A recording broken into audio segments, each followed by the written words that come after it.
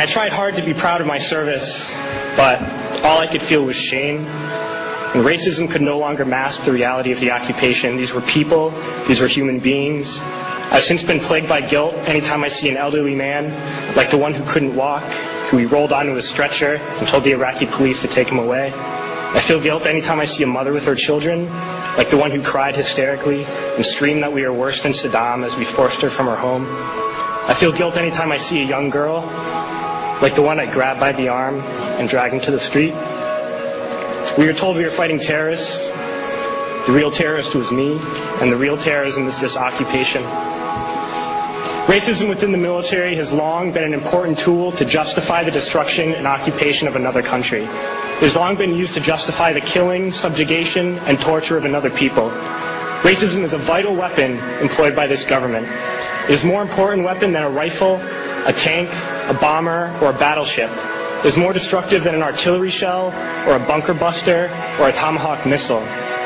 While all those weapons are created and owned by this government, they are harmless without people willing to use them. Those who send us to war do not have to pull a trigger or lob a mortar round. They do not have to fight the war, they merely have to sell the war. They need a public who is willing to send their soldiers into harm's way. They need soldiers who are willing to kill and be killed without question. They can spend millions on a single bomb, but that bomb only becomes a weapon when the ranks of the military are willing to follow orders to use it. They can send every last soldier anywhere on earth, but there will only be a war if soldiers are willing to fight. And the ruling class, the billionaires who profit from human suffering, care only about expanding their wealth, controlling the world economy. Understand that their power lies only in their ability to convince us that war, oppression, and exploitation is in our interest. They understand that their wealth is dependent on their ability to convince the working class to die to control the market of another country. And convincing us to kill and die is based on their ability to make us think that we are somehow superior. Soldiers, sailors, Marines, airmen have nothing to gain from this occupation. The vast majority of people living in the U.S. have nothing to gain from this occupation. In fact, not only do we have nothing to gain, but we suffer more because of it. We lose limbs, endure trauma, and give our lives. Our families have to watch flag-draped coffins lowered into the earth. Millions in this country without health care, jobs, or access to education must watch this government squander over $450 million a day on this occupation.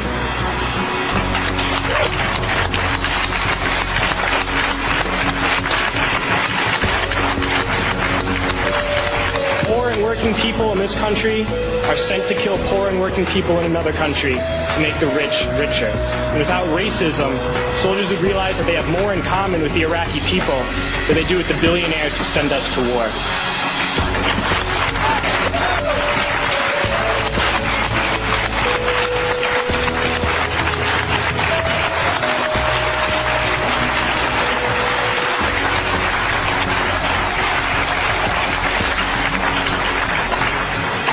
I threw families onto the street in Iraq, only to come home and find families grown up in this tragic and unnecessary foreclosure crisis.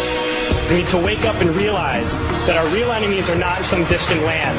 They're not people whose names we don't know and cultures we don't understand.